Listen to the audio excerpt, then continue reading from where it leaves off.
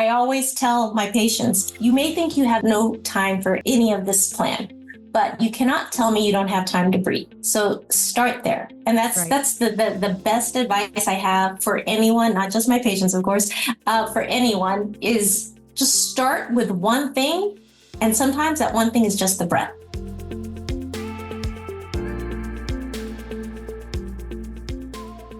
So guys, this is a topic that we talk a lot about: stress, hormones, and cortisol, and how to keep your metabolism revved up.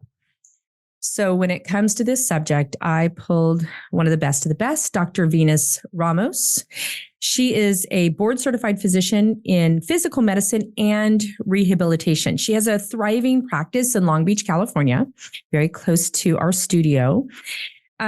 She practices physical medicine and pain management. So we're going to talk a lot about inflammation and cortisol and how the body responds to these things. She was also a fitness competitor for many, many years. I'm going to, of course, ask her questions about that. But Dr. Ramos, thank you so much for being with us. Our community has, I think, a list of questions about the topics that we're about to tackle today. Well, let's hit it because I'm ready to go. This is going to be fun. So first, tell me a little bit about your background.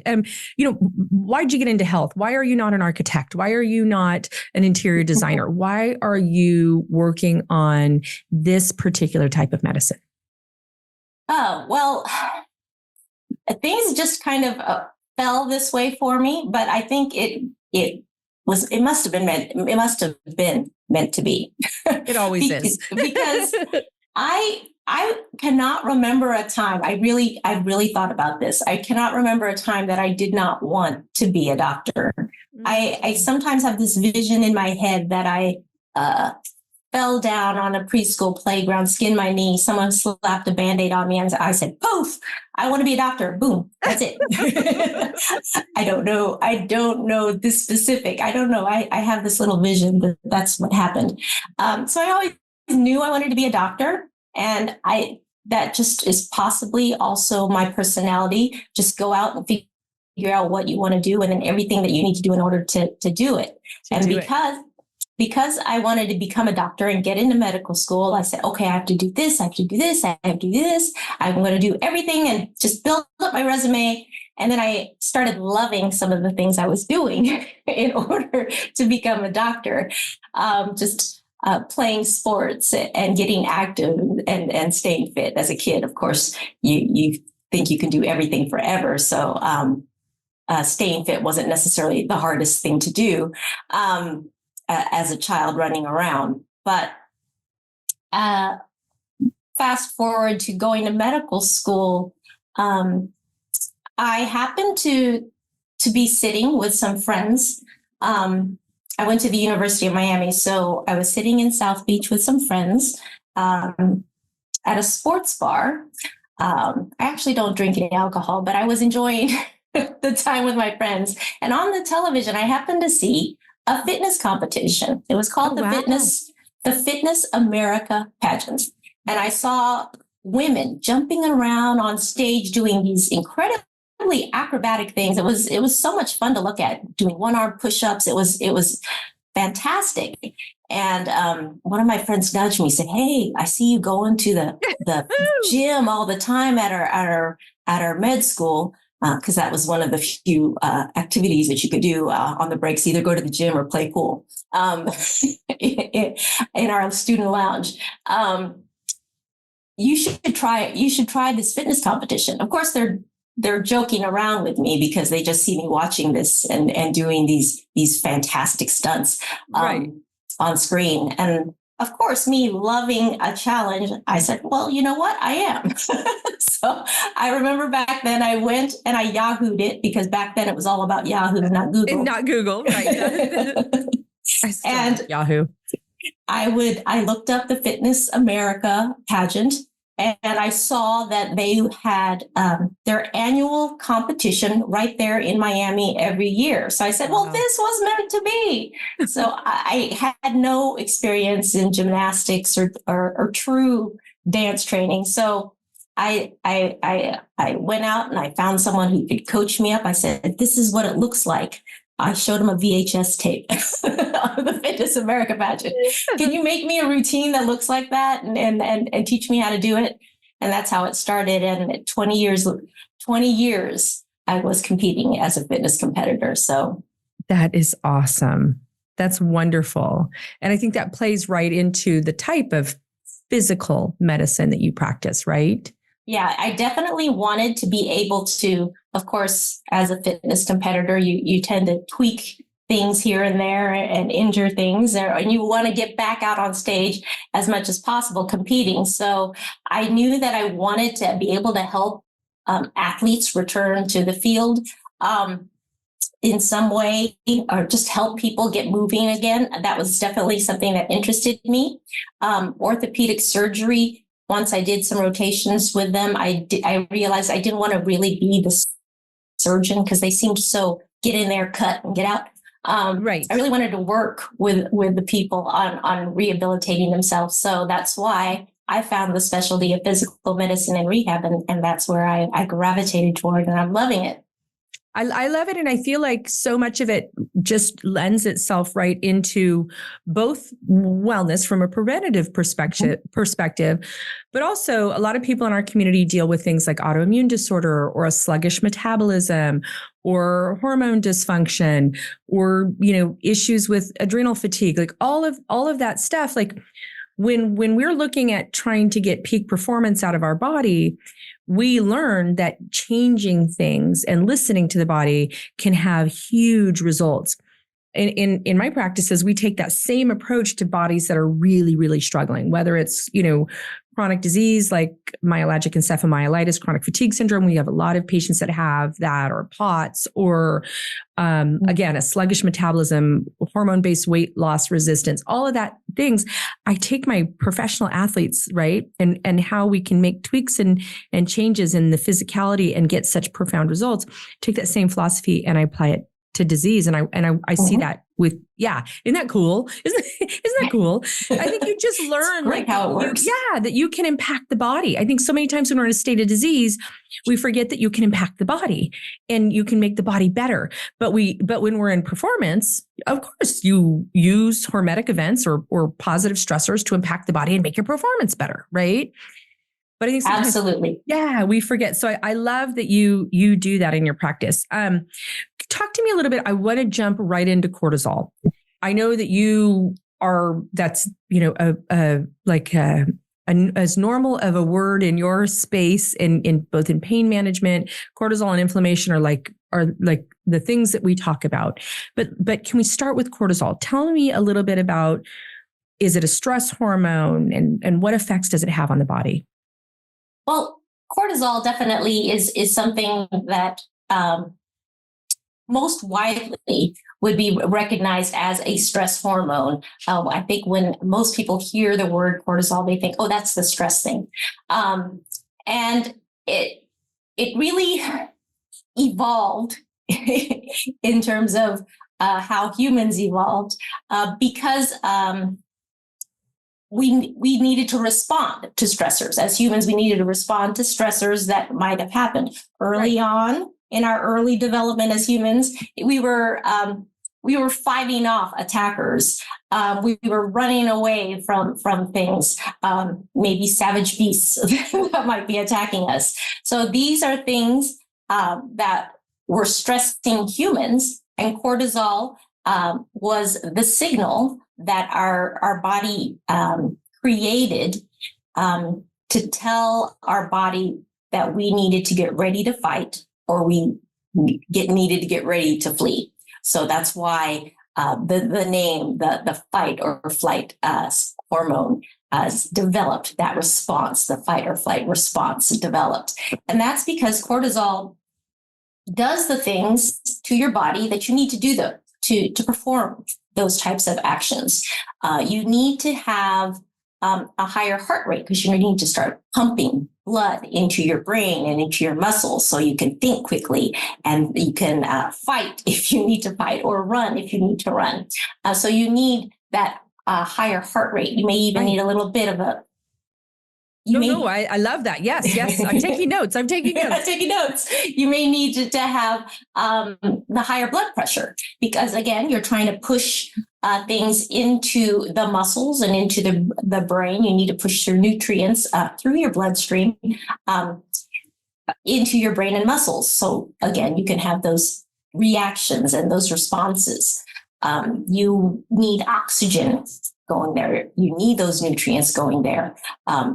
You have the release of glucose into your bloodstream. So you have the energy to do that. So all of these things are happening so you can have the appropriate response, fighting or fleeing. I'm just going to say, I just want to punctuate. I love what you say that it's a signaling hormone, right? Mm-hmm. So it signals our body to have a lot of different physiological responses. And so the fight and flight is competitive with the rest and digest, right? Or that's, as we kind of distill it down. Yes. It's a very complex, I know that, but it's nice to sometimes distill it down for sake of conversation. But when you talked about elevated heart rate, elevated blood pressure, I always love the analogy that's like, you need blood to your peripheral, your fingers and your toes so you can, poke the eyeballs out and run really fast and all of these actions. But and then again, like you said, it elevates the blood sugar in the body, right? And so the brain can stay, functional and respond to the stressors. And we'll talk about that in a second, but I just listen to this and I just think, oh my gosh, I understand how much it impacts the metabolism, right? And even like we have people that have high cortisol and people will take, a lot of variety of different things. And sometimes they'll just say, look, we want to support the competitor, the rest and digest. So we'll do probiotics, and we have really specialized probiotics and digestive enzymes that work to match that deficiency. So when the cortisol is up, you don't just store it as fat, right? You can burn efficiently. But it's like, I love the fact that it's a signaling hormone, that it's supposed to signal us. I always say it's kind of sacred. You're supposed to use it when there is a crisis, not just all day, every day. What happens to the body when cortisol, either because of pain or trauma or stressors, where the cortisol output is sustained? That's the problem, because so many people, they realize that cortisol is this stress hormone,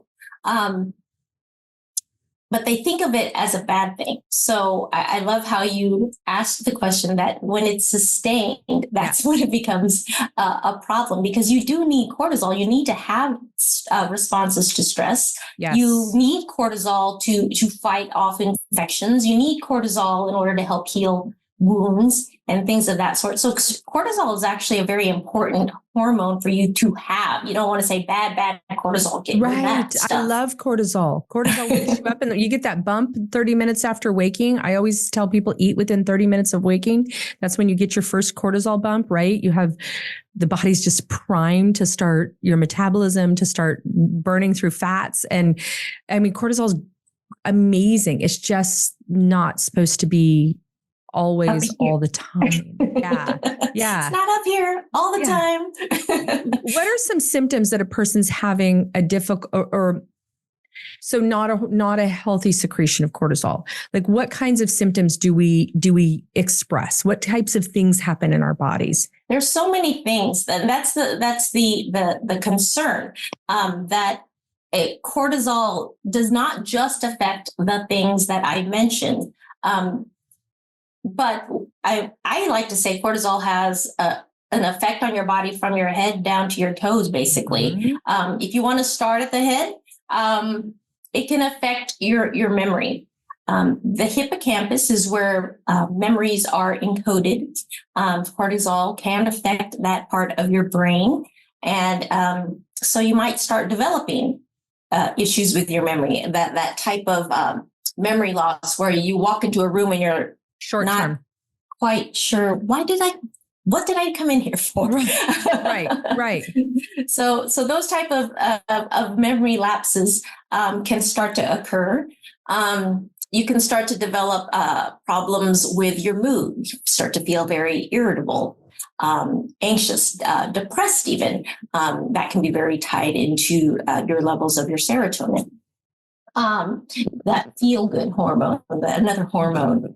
Again, all of these hormones are so tied together as far as feedback and what happens with them. So you may start to develop some mood issues, moving down into the heart. I mentioned a few already in terms of you might not only develop that elevated heart rate during a stress response, you might develop hypertension and leading to cardiovascular disease and changes in your blood vessels, atherosclerotic disease. So you don't want those types of changes to happen because those can end up deadly even. So that's certainly something that you don't want to move toward.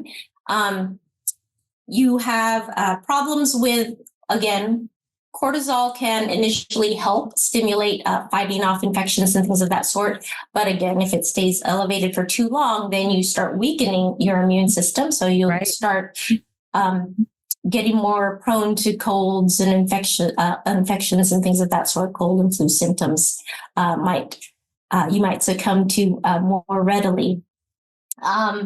Then you have the typical concerns for probably many of your audience, many members of your audience, and that's with weight gain. That's actually tied to so many different things, but you may start developing cravings for sugary and fatty foods. You may develop insulin resistance, and this is kind of a much more complicated feedback issue because it's not just this one little feedback. There's many things contributing to insulin, but you may develop insulin resistance, which could lead to diabetes. But I think I think as you're kind of going head to toe, I think it goes back to being that signaling hormone, right? Mm-hmm. So it is by nature, as it circulates in the bloodstream, it is a hormone of action, right? So when it's elevated, it binds to receptor sites. It triggers complement proteins. It triggers cytokine. We can go through the immune factors and the interleukins and all that good stuff. But basically, just by nature, it's a signaling protein. So it signals you to take action. And oftentimes, if we talk about like if you run or you exercise, you can burn off some excess cortisol, right? Because you're taking action. You're have some glycogen, blood sugar, and muscle sugar and blood sugar and liver sugar. There's some exchange that's kind of going on. Yeah. But it's that signaling hormone. So when there's this, I use the word generic because that's why it does, I think, affect head to toe. Yeah. When there's this generic thing that's being secreted, first of all, remember it takes nutrients to secrete anything. So it's a nutrient dependent process. So you're depleting your body of nutrients just by the sake of secreting it, right? Mm-hmm. You've got this thing that doesn't have, it's not like cortisol is like luteinizing hormone, right? Release the follicle of the egg. It's a very generic signaling hormone for the body to take action. And so there's many symptoms or many processes that happen in the body. I'll tell one little story that kind of it might just elucidate things a little bit. Yeah. But it may be a bad thing to say, but I won't identify this person. I remember when I was in my residency training and you would, of course, you're on call at the hospital. You're sleeping in the on-call room, and you get called at whatever hours of the night with people in the ICU, and they're developing problems, and the nurse is calling you right away, and they're like, "Oh my gosh, so and so blood pressure's dropping, this, that, and the other thing, or this." Well, whenever there's an emergency, I remember one resident came to me and said, "You know what? I've discovered that pretty much the answer is just steroids." I'm like, what? I'm like, yeah, steroids will get them through the night. I'm like, what? So in general, that's what cortisol, a steroid, is. It's a signal for the body to do something. Right. And there is some truth to it. There is some truth in terms of there's steroids that can help in certain specific emergency situations and get you through a period of time until you can figure out what's going on. But again, this is not a med school lesson. I'm not telling you to go give steroids. No, but it's perfect. And honestly, so I pulled this book. I dedicated this book to my first love of my life, which is prednisone, right? So I was diagnosed with an autoimmune disorder that was not being well controlled. And I was rotated between Imurin, Cellcept, anti-rejection drugs, did a bunch of Mepron because my immune system was so screwed up. And then 60 to 80 milligrams of prednisone came into my life.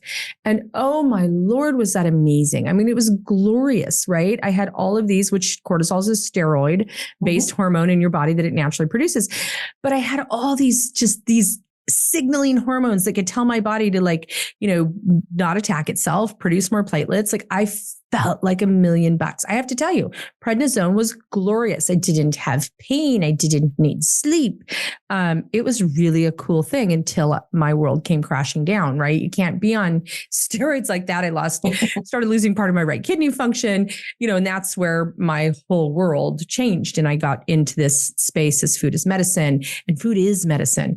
But I love that story because, in one way you're going, okay, if it is the body's natural mechanism to flood itself with just take action, run from the tiger, run from the stress, keep blood in your fingers and your toes. That's why a lot of our community base that has POTS or dysautonomia, we'll use compression stockings, get the blood flow back into the gut, get the blood flow, even compression over the belly post food consumption. But literally literally I dedicated this book to prednisone because if not for prednisone, I wouldn't have found my true love, which is working with our community to help them find outrageous health through leaning into the body and not being in opposition of it. So I love that story. That's super, super cool.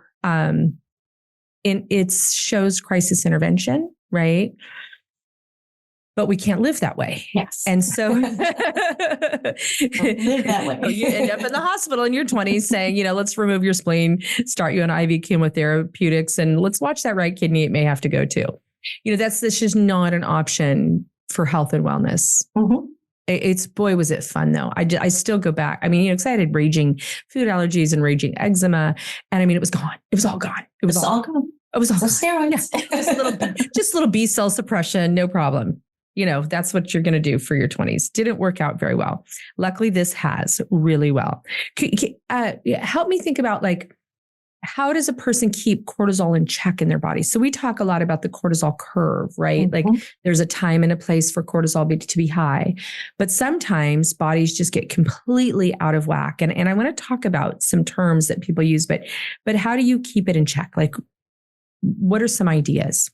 Well, what I find, and especially with patients in my practice, I speak a lot about of managing cortisol in the respect of managing stress in your life, and not necessarily managing the stressors, because sometimes you can't deal with the stressors. They just come. I love that you say that. Yes.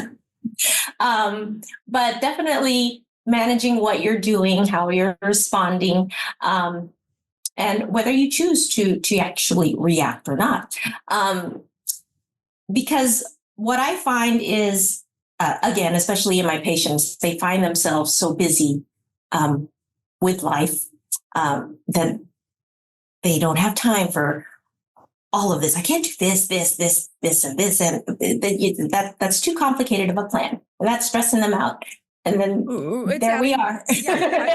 Yeah, we just had our coaches retreat. And one of the things I told the coaches, if you have somebody that has adrenal fatigue or elevated cortisol or exhibiting signs of cortisol imbalance, don't give them a to-do list. They're already stressed out.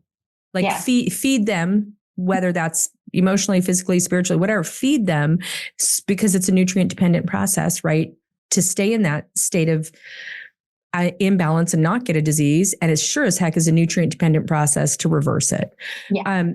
You deal with patients in pain management that sometimes come in that are on anti-inflammatories, even opiates, right? Mm-hmm. Yeah. I deal with a lot of patients who are on opiates or even multiple opiates. And they're dealing with so much chronic pain, chronic inflammation, and it's not even inflammation from that initial injury anymore. Right. So much of it has to do with what that initial injury perhaps did to how they're functioning in their life, and then how that then fed back into how they were responding to people and things happening in their lives. And so that basically cycled into just feeding that inflammation, and that initial injury is healed, but they're still in that pain syndrome because of the inflammation and the stress that's kind of just led to, just keeps feeding on itself.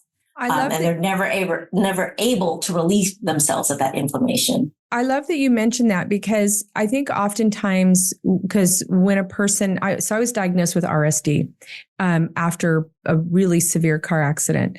I always say I should turn myself in on the lemon law. I'm just convinced. But it was a pain syndrome. And the injury, I'd had several surgeries. I was at the Brain Injury Recovery Center for 3 years.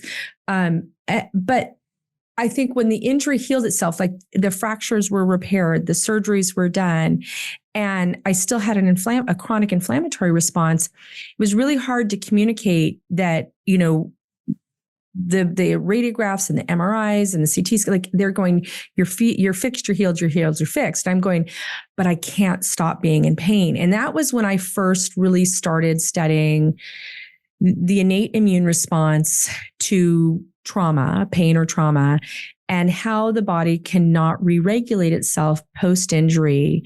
And I was thinking images, but we were talking about like the body is almost at a new homeostasis where my immune system was stating, and my hormone system, the complex, was saying, the trauma hasn't resolved, right? And it took a lot of, for me, it took a lot of positive hormetic events, positive stressors, positive things that could get me to adapt to a new homeostasis, to not have my body be in that immune function. In our chronic fatigue patients and in our patients that have myalgic encephalomyelitis, there's new aspects. We can look at cytokines, we can look at T cells, we can look at complement proteins that show what's physiologically going on in their body, which is like, I guess, where science says, okay, I believe you. We should have believed him a long time ago. Right. But I think the fact that you look at the hormone response and the systemic inflammation that can get triggered to be full throttle, post the episode maybe being remodeled, right? And that's where I like to make things very, very simple, because I understand that when you talk about trying to teach an anti-inflammatory lifestyle, you talk about getting better sleep. You talk about getting your exercise. Again, all of this can help with that cortisol level, that stress hormone, keeping it in check. Because when you're exercising, what are you doing? You're basically using all of that stuff that cortisol is supposed to be stimulating, and you're using that high blood pressure, the higher heart rate, the influx of glucose and energy coming into your bloodstreams to feed those muscles. You're using it. So exercise is great for doing that. You talk about exercise and sleep and deep breathing. You talk about all of these things. I always tell my patients, you may think you have no time for any of this plan, but you cannot tell me you don't have time to breathe. So start there. And that's the best advice I have for anyone, not just my patients, of course, for anyone, is just start with one thing. And sometimes that one thing is just the breath. I love, so we do this little test where we sit down, because it's going to be so impactful. You might fall on your hiney, right? Like people that start practicing true deep breathing, they say, I'm lightheaded. I'm dizzy. And I say, wait a minute, it was supposed to not make an impact. What can you do? You take an anti-inflammatory, whether it's a steroidal or non-steroidal anti-inflammatory, it's not going to be so profound that it's going to almost knock you on your butt. Deep breathing can have that impact in a patient that has chronic inflammation, and especially a patient that has elevated evening cortisol, right? We do alternate nostril breathing, one of our success boosters, when a person is having adrenal fatigue, weight loss resistant, hormone-based weight loss resistance. We do like alternate nostril breathing and deep breathing methods and exercises. And I say, if you don't think it's profound, and don't, but I'll play with the fact of standing up while you try the exercise for the first time. Or if you're doing the 4-7-8 method of deep breathing, see if you can't exhale for longer, like that test where you inhale deeply, exhale deeply. That's a great at home, cortisol Absolutely. test. Do it in the morning and do it at night. If you can't exhale at least a quarter more than you can inhale, that's an indication that you are having a hard time with that release of cortisol. It's just like you said, it's free. It's simple. Absolutely. And it's the easiest thing for me to help convince patients to start somewhere and to start with that, because I find that I tell patients to do the 4-7-8 breath. Just do that right there in the office with me, just for 4 times. Let's just do that 4 times. Let's try that. So you inhale for 4, so everybody knows. You hold for 7, and you exhale for 8, right? So you inhale 1/2 of how much you can exhale, and you hold for oxygen saturation for 7. What a lot of people find is they inhale, 1, 2, 3, 4, they hold for 7, and they exhale and they go 1, 2, 3, 4, 5, and they go, I'm done. And I go, yeah, we got to practice. I can't blow out for 8. It's really, and those are the patients and the clients that need it the most. And it really can help enhance your metabolism. Definitely. And if I can get them through 4 cycles of the 4-7-8 breath, my patients do feel a little sense of relief. They express it in different ways. Some of them say they feel a little bit lighter, or I do feel happier, or I feel relief.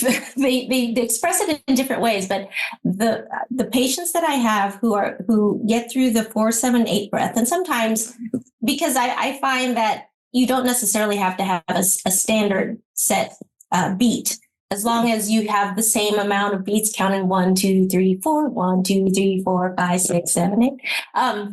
As long as you stay steady with whatever rhythm you decide to go with, it works fine. Just teaching them that and getting them through that, it's enough to convince them, okay, I'm going to try this at home. And once they say, okay, I'm going to try this at home, that's the first step that I need. And it's led to my ability to help many, many patients finally come off the opiates. So it's definitely well worth it. Just, again, start with deep breathing and then take the next step. Do whatever the next thing is.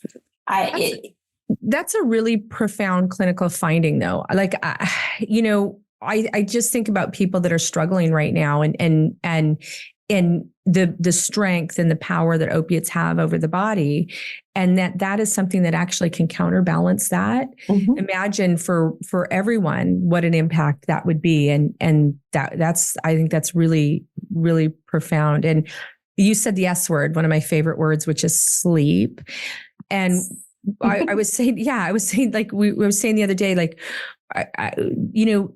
we talk about like our lymphatic system and how our immune system responds. It was like 7 years ago, we finally found, we didn't think that the brain had a lymphatic system, and it has a glymphatic system, right? There's so many metabolic processes that cannot happen if you're not asleep, like period, cannot happen.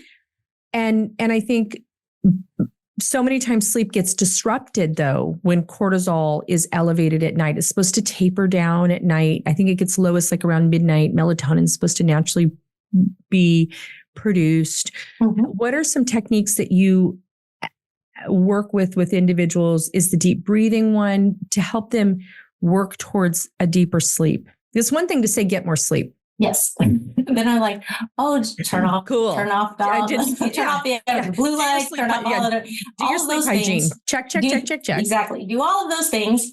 But one thing that I like to recommend specifically, and it's one of those things I like to do, especially in my own community. I love leading this type of a meditation, is the progressive muscle relaxation. Those type of meditations and exercises right before going to bed, especially because they signal the body to finally relax after that initial awakening of each of the muscle. Do you ever take groups through that? Like, we have this amazing community, our membership community.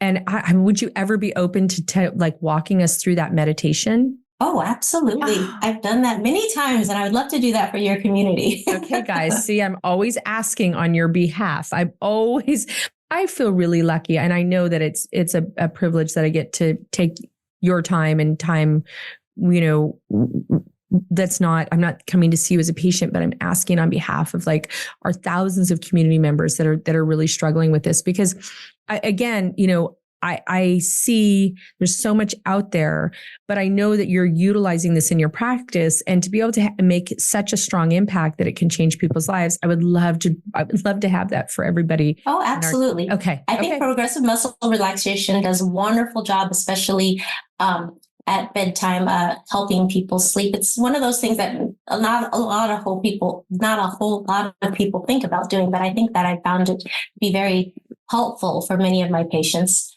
Of course, I have to be careful sometimes because progressive muscle relaxation is alternating periods of contraction with relaxation. You do have to be careful of patients who tend to spasm in certain areas of their body. So for pain management patients, it's very, very careful about how you recommend that and how they do that. But it can be it's one thing that I like to add to the typical sleep hygiene things that you hear about. And speaking of, I think that on the other end of that, I do a lot of things that people can do, especially patients who have pain and are a little bit limited. On the other side of that, when they wake up in the morning, I love to stimulate that lymphatic system. And while some of my patients might not be able to do a big, vigorous exercise routine, I love to tell them to start out with just a little bit of rebounding, sitting at the edge of their bed. Yes. Because there's no reason why you can't sit at the edge of your bed and just bounce. Yeah. There's even like I was at a seminar. My friend Jack Canfield was, we just sat there and we just kind of just bounced. And it was like, I have coffee issues. I don't like to stimulate the body with a substance if we can use nutrients to feed the body, right? To have a natural curve. But we just did this bouncing activity in between, and it really made an impact. And we were also looking at, thermography. We went to this thing where people just rebounded, and we looked at the increase in blood flow, and it was just, it was like not like a little bit, it was a lot. In thermography, you can show, where the microvascular improvement is made, and all of our lymphatic under the arms, around the neck, where our brown fat, where we metabolize stuff. That rebounding was, I don't know. I love science. So I love when you have like a cool proving and you're like, jump in, look at the thermography. And it was just so cool. Rebounding is a phenomenal one. And again, that first morning, piece where the cortisol is supposed to come up. And if you can teach your body how to metabolize it and use it as a proper signaling hormone, to heal, right? Because it can elevate and speed up. That's why steroids work so well after, or if you're like, people talk about when you're pregnant, you're going to have a premature baby and the eyes of the last to develop, and they put mama on steroids so that we don't, we can get the eye to develop faster. It can heal tissue and things like that. Your body's natural steroids can do that. So increasing the blood flow, right? Some even dry skin brushing or, self-massage, all those things with a person that, can really make a positive impact. So I like that you're improving that cycle, the deep sleep and the profound awake. That's really cool. And that's kind of how I like to do things with my patients, as far as getting them to start somewhere, because I know they just have to start somewhere. And the same for anyone that might have a goal in terms of reducing inflammation, whether they're shooting for weight loss or whether they're trying to reduce pain. Start somewhere changing. So start with deep breathing, because that's probably the easiest thing to do, because I know you're all breathing anyway. Work on trying to improve your sleep. And that's why I like the meditations at night, because you're lying in your bed and doing a progressive muscle relaxation meditation. If you're lying in your bed, not able to sleep, well, do something. Right. So again, that's another easy thing to add into their lifestyle. And then again, when you get out of bed, just bounce at the edge of the bed for about 5 minutes. That's again easy to implement, because you're already moving to the edge of your bed first thing in the morning. So I like to make things as easy as possible to keep them as stress-free as possible. But impactful. I love that they're so impactful. I love this. So I wanted to be a vet, right? This did not, when I was, little on the playground, I thought about, the bunnies and the horsies and the kittens that all needed to have help and healing. And that was kind of my trajectory. It was my own health that shifted me from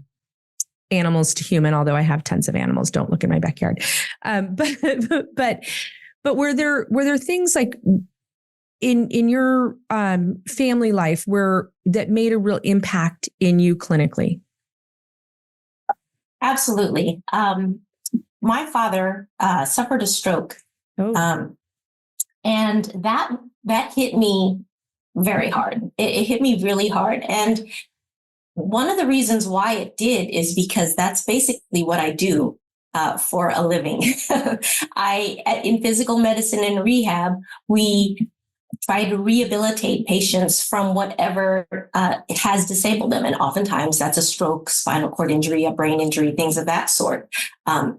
So helping patients and patients' families deal with stroke and manage that is something that I specialize in doing. And here it was happening in my own family. And all of a sudden, I can say I wasn't handling it as well as I probably should have with all the knowledge that I have up here. Right. So absolutely, my father got all the best care. He got the caregivers. He got the physical therapy he was supposed to get.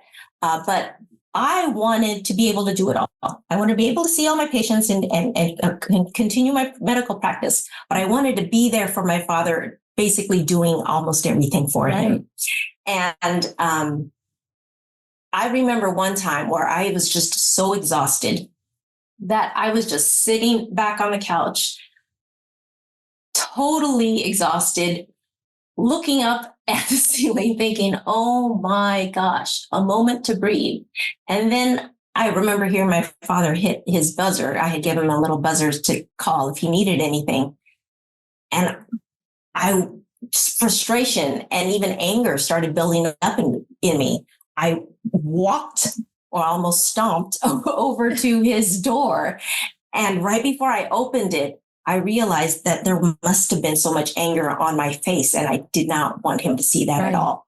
All I wanted him to see was how much I loved him, how much he still gave back to me and still had purpose as far as making me feel loved.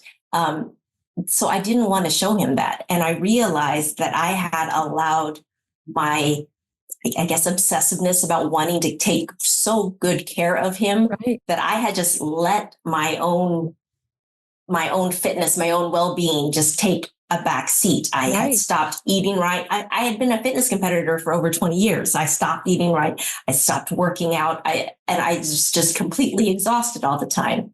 So from that moment on, I decided I need to get back on track, because I can't take good care of my father if I can't take good care of myself. And it's a common story. You hear things about that as far as the airplane and putting the oxygen on yourself.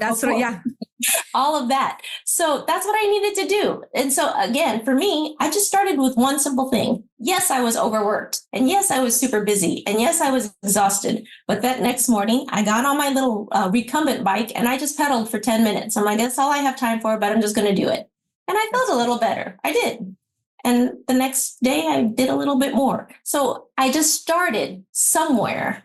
And that's when I decided I wanted to be able to share that with others. Right. And that's when I started my online fitness business, trying to reach a wider audience with that message. I love that because, they do say you're the best caregiver when you've given care to yourself, right? I mean, for sure. But in a crisis situation or in a situation where you kind of put yourself aside for the benefit of somebody else, you don't always realize or recognize how much detriment, you're having, and good on you for taking a beat and doing what was necessary. But I love that in recognizing that even in yourself, with all the knowledge base that you have, that you could fall short, and what support would have probably been helpful to you that you're giving to others now. That's really awesome. I love it. There's a term that a lot of people in our community use, and even in an integrative medicine or functional medicine, sometimes it's being floated around there. There's a lot of debate about it in the States, although I was just over in Europe, and it's just like this really well adopted term, and it's adrenal fatigue. What do you think about that term? How do you view it? Adrenal fatigue, of course, in our conventional, traditional Western medicine, it doesn't exist. If you go to the International Endocrine Society, they'll say it doesn't exist. That's why it's just not accepted as far as FDA-approved treatments, things of that sort. So I understand that, but I also understand that adrenal fatigue itself is a syndrome that does exist. And that doesn't mean that it can't be treated just because it's not recognized by Western medicine. Even in Western medicine, we have things that we can't explain yet, and we give them real diagnoses and we just call them idiopathic. But they get the real diagnoses and they get the real treatments that are, quote, FDA approved. Even though we can't explain them. Right. So that's where I kind of think adrenal fatigue is as well. So there's no reason why you can't treat this syndrome that's obviously there. I just want to make sure that it's being, when it is diagnosed if you go to a practitioner that can diagnose it, that they are taking all the steps to make sure that other things are excluded, because that's how idiopathic diagnoses are made. You exclude all of the other things. Right. I had a neurologist tell me the other day that it should be diagnosed by a neurologist, not by an endocrinologist. And I thought that was fascinating because it's part of the or an immunologist, even the adaptive immune response or the adaptive nervous system. And that let me, I tried to sleep, but I was up all night pondering that one. It's funny that you said idiopathic. The autoimmune disorder I have is ITP. And I always say, it's okay. The very autoimmune disorder that I have says, we don't know. That's the letter in ITP, right? Idiopathic. We don't know. We don't know why. But for some reason. So it's okay just because we don't have it defined. What you're experiencing is real, and to be able to, have some nomenclature so that we can have discussion is an okay thing too. But I love what you said too. Make sure that you're in our Food RX book, in Fast Metabolism Diet book, we have a list of labs, right? That then, and ranges and normal ranges, and not so that anybody necessarily is their own doctor, but so that they learn to have a familiarity with what's the chemistry in their body, and they can have an informed conversation with their practitioner. That's my goal, is that, that we shorten the gap between what you know about your health and wellness and what your amazing practitioner knows about your health and wellness. So I appreciate that. Dr. Venus, like people that get to see you, because the one thing that we are really talking about a lot in our community is people that aren't getting good care. And there are some incredible doctors out there, and there are people that are not having positive experiences. The term medical gaslighting is all over the place, right? Where they're told that they just need to kind of hunker down and muscle it out. And so I feel like that's why I try to bring into the docs like you here, where people can say, look, first of all, the doctor believes your experience. The doctor doctor understands the impact of what it's having on your life. And the doctor has seen solutions clinically that makes an impact in some of the most difficult patients, right? So how do people get a hold of you? Like, I know you have a lot of great things on your website. Can you tell us what that is? My website is drvenus.com. You spell out Dr. DoctorVenus.com. And there I talk a lot about just staying healthy, despite how busy you may think you are, right. and staying healthy and fit so that you can be happy. And if you want to stay busy, I mean, that's the other exactly. thing too. That's fine. So I like staying busy myself. Me too. And I want to do lots of great things. And I was keynoting at this event the other day, and it was all on finances. And I said, look, you're going to go cash $1 million check. It's a nutrient dependent event. You're either going to put something in your mouth that's going to make you joyous when you cash the check, going to make you hurt when you cash the check, or going to make you have an abundance of energy when you like all of it is nutrient dependent. Every single, we can't get away without, the better you feed your body, the better your body's going to feed you or fulfill you or give you opportunity. How do people only contact you if they want to make an appointment? Is your practice open right now? Are you only doing online things? Sure. I do